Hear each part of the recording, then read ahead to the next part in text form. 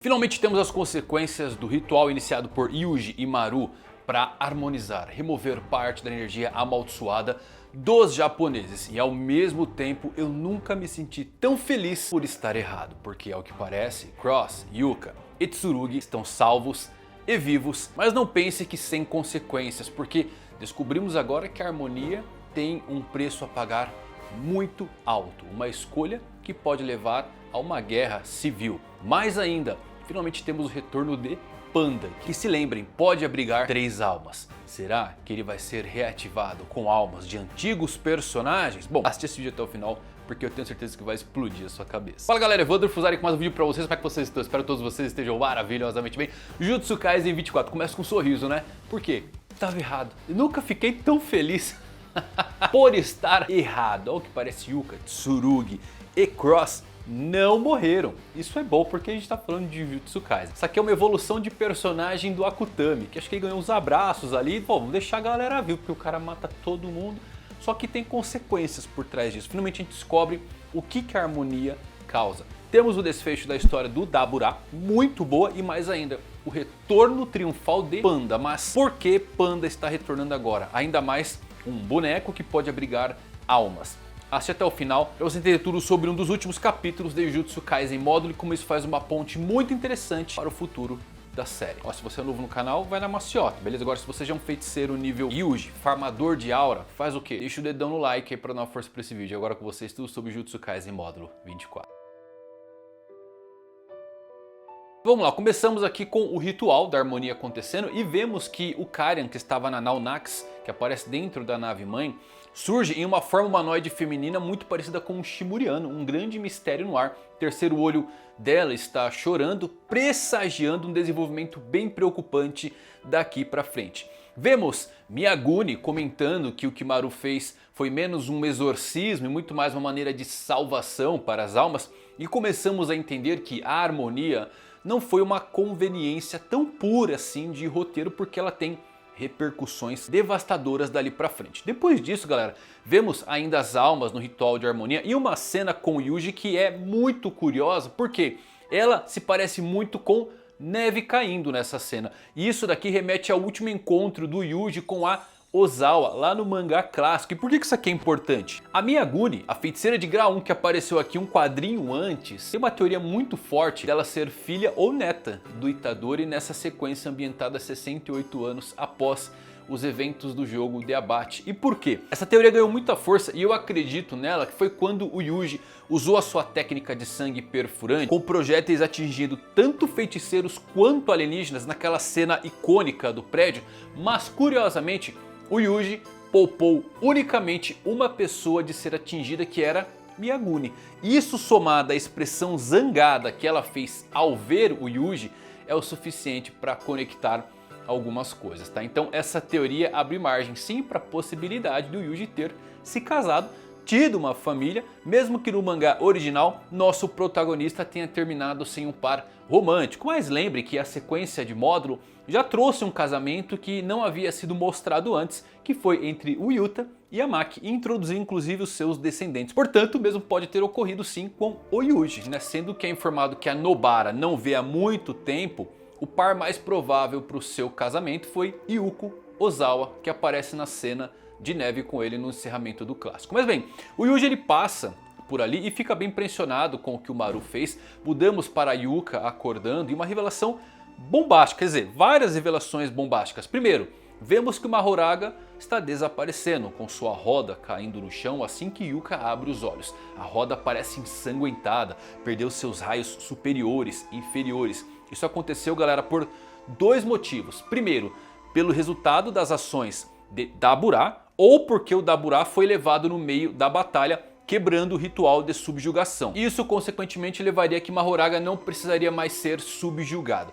Assim, pelo sangue na roda do general, eu mudo minha opinião a partir de agora. Antes eu achava que o Dabura estava perdendo e quando o Maru retirou ele, foi meio que pra salvar. Só que agora, eu creio que agora ele sim deu checkmate no Mahoraga. Pelo sangue na roda ali, meus amigos. Eu creio que quando o Dabura usou a expansão de domínio, 4ª dimensão, não é esse nome, tá bom, galera? Eu estou chamando de 4ª dimensão porque parece de fato alguma coisa fora da compreensão humana. Mas eu acho que ele conseguiu descobrir uma maneira de derrotar o Mahoraga com um único golpe de reversão máxima. Lembrem, é assim que se derrota o general, um golpe único e máximo. O problema é que o general tava, com uma hélice, ele devia estar adaptado a praticamente até a existência, né?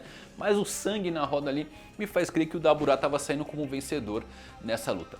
Sendo sincero, ainda tem um gostinho agridoce, tá bom, na minha boca, que deixa meio decepcionante por não termos visto o Yuji se livrar do Mahoraga. Eu queria ver, afinal um shonen, né? Quem não quer ver uma porradaria franca correndo e um desfecho do Mahoraga sendo derrotado pelo Yuji? Acho que todo mundo queria isso. Então me pega um pouquinho a forma abrupta como foi interrompida essa luta. Mas no fim das contas, pela lógica do ritual do general, não seria coerente, tá bom? Mas pelo menos Yuka está viva e você não faz ideia de como eu estou feliz por ela ter sobrevivido a toda essa provação, ainda mais por cima livre do seu câncer agora. Minha única reclamação é, mais uma vez, eu gostaria de ter visto ela um pouquinho mais em ação e não simplesmente em um sono enquanto o general fazia tudo. Mas essa é a consequência de uma série curta. Cross e Tsurugi também estão curados. E bem, no último capítulo eles estavam realmente, galera, prontos para a morte. E eles se juntaram em forma de alma, sim, para ajudar o ritual à harmonia. Mas Maru, com poderes quase que divinos naquele momento, conseguiu curá-los e devolver cada uma das almas aos seus corpos. Cross curado do ferimento à bala, Yuka do seu tumor cerebral e Tsurugi dos ferimentos cortantes de sua batalha contra Maru. O relógio de Tsurugi apita enquanto Yuka vai ver como ele está com os dois irmãos super ansiosos para poderem voltar juntos para casa. Geralmente eu sou bem o oposto, eu fico esperando que tenha algum tipo de morte impactante em todas as séries de alguém ligado aos protagonistas, porque bem isso marca, né? Só que Jujutsu depois do Gojo, depois do final da luta contra o Sukuna, é realmente preocupante. E quando sobrevive uma galera, tem que vibrar, é Jujutsu Kaisen. Aqui a lógica funciona um pouquinho diferente quanto a mortes e quem vive, beleza? Mudamos então pra Shimuria, vemos o Dabura, farmador de aura, invadindo o palácio do chefe Deskunt, que estava acompanhado de suas concubinas. O governante tenta ameaçar a vida de Espejo, que é a irmã mais nova do Dabura. No entanto, ela surge inesperadamente, revelando que a Corda Negra conseguiu desfazer a sua maldição. Essa é a primeira vez que vemos o seu rosto completo. Ela é muito bonita, né? Descobrimos que, diferente dos outros Deskunt, ela também cortava os seus chifres. Foram necessários 68 anos de uso da Corda Negra, tudo para conseguir salvar uma única garota alienígena. Sem hesitar, Dabura usa então seu poder de luz para executar o chefe. O impacto é tão poderoso que o topo da cidadela é destruído. E a multidão o reconhece então como o Capitão Dabura, confirmando sua patente dentro das forças militares. E então Dabura salta diante do povo e joga a cabeça do antigo líder no chão, declarando diante de todo o povo que agora está assumindo o posto de chefe dos Deskunt, se tornando o novo governante de Shimuria. Em seu primeiro ato como líder, não há vínculos de guerra, mas de honra, onde ele ordena a construção de um túmulo para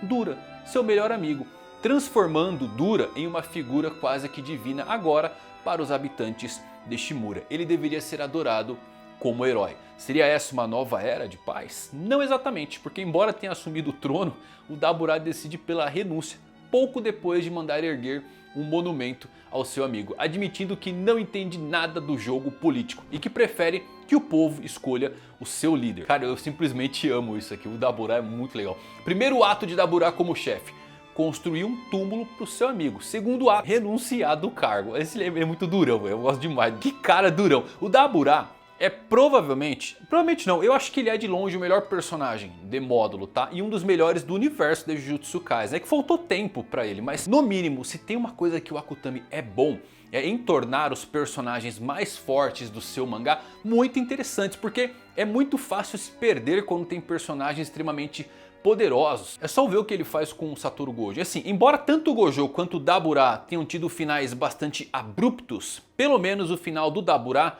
parece mais conclusivo, mesmo que a conclusão da sua última luta tenha sido interrompida, eu ainda gosto de como está terminando as coisas aqui pra ele, tá? É irônico que a pessoa que melhor conhece seus limites teria sido um chefe bem melhor para toda a tribo Deskunt, mas ele fez uma jogada bem ao estilo Satoru Gojo, se recusando a assumir o controle direto por conta da sua própria falta de experiência política e optando por deixar a próxima geração liderar essa escolha. A força não fará o direito, mas sim a vontade do povo. Sensacional, gostei muito aqui do desfecho de Dabura. Depois disso voltamos para a nave na Terra, os Rumerianos se reúnem em um conselho e o Cross explica como Maru mudou a cor da alma dos espíritos amaldiçoados que compartilham agora a mesma cor dos Karian, fazendo com que os Rumerianos confundissem os espíritos amaldiçoados com os Karian. Mas aí surge um problema. Segundo Maru, devido a essa mudança de cor da alma, os Karians não serão mais capazes de identificar os Rumerianos como parte do seu próprio povo.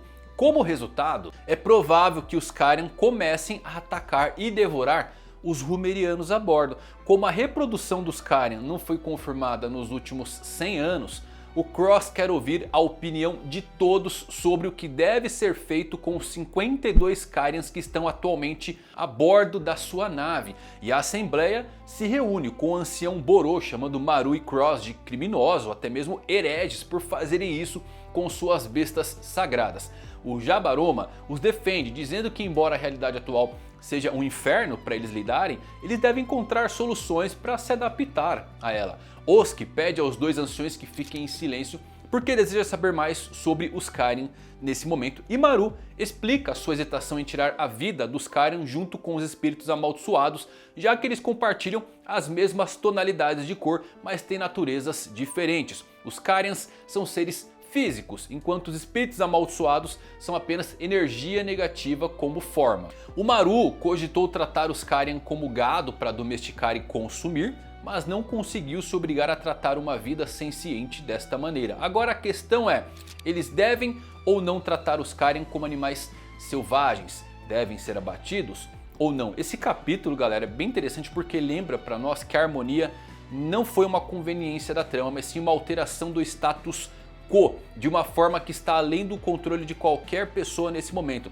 Lembre-se que Yuji e Maru dedicaram muito tempo pensando na melhor maneira de realizar esse processo, mas até isso passou despercebido e o Maru distinguiu a cor das almas entre os Karians, Rumerianos e espíritos amaldiçoados para evitar que os Rumerianos sofressem o fardo da morte da maioria dos espíritos amaldiçoados através do seu ritual da harmonia, poupando então a vida dos Karians que não sabiam disso, mas criando esse grande problema que vem a partir desse ponto. Porque a harmonia acabou removendo a proteção divina que eles tinham, a razão pela qual os Karians eram adorados, transformando os Karians agora em seus predadores naturais porque não reconhecem mais as cores. Ou seja, a mesma coisa que acontece com os espíritos amaldiçoados está acontecendo com os Karians em relação aos Rumerianos. Essencialmente, o Maru ele recriou o ciclo vivenciado pelos japoneses por mais de 1000 anos na Terra. Os humanos produzem naturalmente energia amaldiçoada que se condensa em espíritos amaldiçoados. Para impedir que toda a humanidade se tornasse presa aos espíritos, o Tengen fez o quê? Criou uma barreira que fez o Japão o único lugar onde a maioria dos espíritos amaldiçoados nasceria. E por sua vez criou feiticeiros de Jujutsu com a inteligência necessária para não produzir espíritos e para exorcizar qualquer um que nascesse. Como Maru separou a cor das almas e erradicou apenas uma parte grande de espíritos amaldiçoados e a energia amaldiçoada que criou, ao apagar essas cores, as futuras gerações de humanos não vão ser mais afetados pelo problema de energia amaldiçoada criando tantos espíritos. Imagina o seguinte, se antes 10 pessoas eram necessárias para criar um espírito, a partir de agora, sei lá, 1 milhão de pessoas vazando energia para criar. Então ele vai diminuir essa quantidade de incidência, não eliminar completamente. Onde que mora o problema aqui resumidamente? A próxima geração de Rumerianos vai sofrer o mesmo destino que a humanidade sofreu durante séculos. O diferencial é, os Karians agora vão poder atacar eles. Antes Karians e almas alienígenas tinham a mesma cor e é por isso que não os matavam e eram adorados. Eles o viam como da mesma espécie. E agora o problema surgiu que Maru, ao mudar a cor das almas dos alienígenas que nasceriam no futuro, para que eles não derramassem lágrimas quando um espírito ou uma maldição Karian morresse, deixou eles vulneráveis a serem atacados. Os Karians atacariam seus recém-nascidos, já que agora eles têm uma cor de alma diferente. E é por isso que Maru e Cross querem que o conselho tome uma decisão sobre o que fazer. Eliminar os Karians que estão dentro da nave ou não, já que eles podem devorar suas futuras gerações. Alguém sempre vai ter que arcar com esse fardo. E o destino de 52 animais vai ser decidido aqui. E o mistério ainda do comecinho do nosso Karian divino virando uma mulher, o que é estranho pra caramba. Pode ser que eles consigam conviver em harmonia ou estejam criando aqui uma nova leva de feiticeiros. algo muito parecido com o que aconteceu no Japão, né? Mas eu gosto da dinâmica entre essas duas culturas e os tipos de espíritos sendo semelhantes ao conceito de equilíbrio de almas de Bleach, ao qual Akutami se inspirou bastante, né? Dar preferência a um lado desequilibra a balança e cria caos. Então esse sacrifício ímpio, um pecado original que constrói um novo mundo, tem consequências. Yuji estava certo ao chamar esse ato de pecado, mas agora ele quer apagar o status quo atual. E a sensação é que esse status é igualmente assustador, pelo menos para os Rumerianos, que enfrentam muita perseguição desde a antiguidade por conta da adoração aos Karyans. Vamos ver para onde vai esse desfecho, né? A série tá acabando e vamos ver como é que vai ficar aí, mas eu acho que é um gancho realmente para continuação da série. Quem sabe a gente não tem um Jujutsu Kaisen no espaço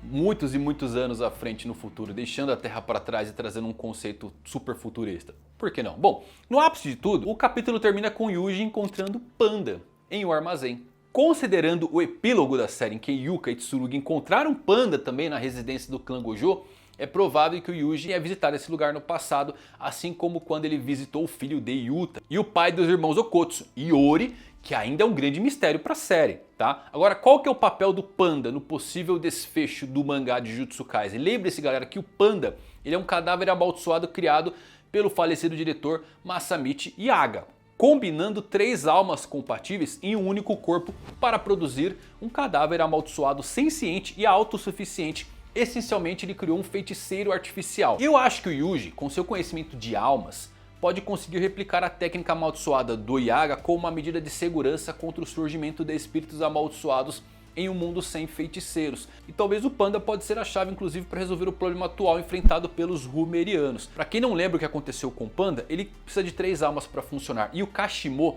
destruiu 2 núcleos durante o jogo de abate, de eliminação. Então o Panda não consegue mais funcionar corretamente após o final do Jujutsu clássico. Ele entra em períodos de hibernação e acorda de vez em quando. O Yuta colocou ele no cofre quando ele parou de se mover. Ele não morreu, mas ele não tem energia o suficiente para estar operacional 24 horas por dia. Se o Panda voltar ativa, pelo menos Yuji teria um amigo imortal para lhe fazer companhia, né? O que seria bem interessante porque todos os imortais da série, com exceção do Yuji, morreram. Então o Panda está vivo, só com bateria fraca e o Yuji tem conhecimento de almas. É interessante que o Yuji vá até o Panda, de todas as pessoas, e talvez sim ele tente consertar o Panda aí e descobrir como ele foi criado para gerar outros protetores praticamente imortais para uma sociedade agora sem energia amaldiçoada. O que eu acho que é bem possível de estar acontecendo. A energia amaldiçoada, lembrem, ainda existe, só que agora ela só é liberada quando alguém morre. E é assim que as pessoas são amaldiçoadas no Japão. Ocasionalmente o Panda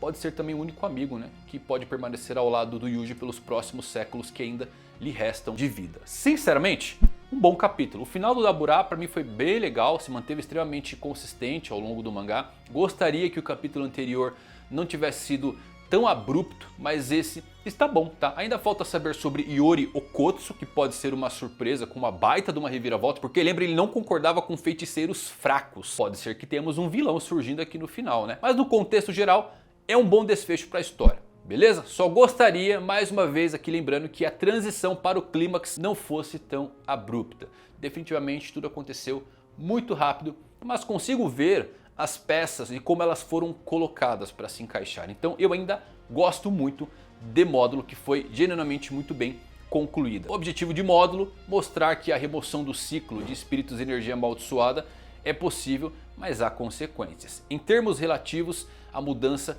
sempre começa com a próxima geração, mas a geração atual precisa dar o primeiro passo na direção correta. União, deixar as diferenças de lado, abandonar as velhas tradições, sempre foi um dos alicerces que movem Jujutsu Kaisen. Que capítulo bom, galera. Gostei bastante dos desfechos, tá bom? A coisa do Mahoraga ainda me incomoda. Mesmo todo mundo vivendo no final, que em qualquer outra série eu ia torcer o nariz. Aqui eu gostei. O Akutami traumatiza tanto a gente que quando deixa alguém vivo, você até comemora, né? A mesma habilidade sendo super roubada e resolvendo grande parte dos problemas. Lembrando, né, que quando o Mahito apareceu, a gente já tinha a teoria de que o poder dele ia ser usado para curar o câncer cerebral. A história em si ela é boa, ela é legal pra caramba. O problema dela é que ela é curta e teve algumas mudanças drásticas e brutas que não dá pra contemplar muito bem. Qual o nome da expansão de domínio do Yuji? Do Dabura. Não vamos saber, vai acabar sem saber mesmo, mas tudo bem, tudo bem. Ainda é boa, eu ainda gosto como a Akutami faz a gente amar e odiar suas séries em um nível incompreensível e difícil de se explicar. E você, gostou? desse capítulo. Qual que é a sua teoria pro panda agora? Pra que ele quer o panda? Pra ter um companheiro? Pra criar outros construtos, feiticeiros artificiais pra vigiar a humanidade por toda a eternidade? Ou pra trazer Satoru Gojo de volta? Pô, deixa o Gojo descansar, né? Já reencarnou, já tá em outro corpo já e... Não, no panda não dá, né? É isso. Deixa aqui nos comentários suas teorias. Se gostou desse vídeo, deixa um like. Até a próxima. Valeu por assistir. Fui.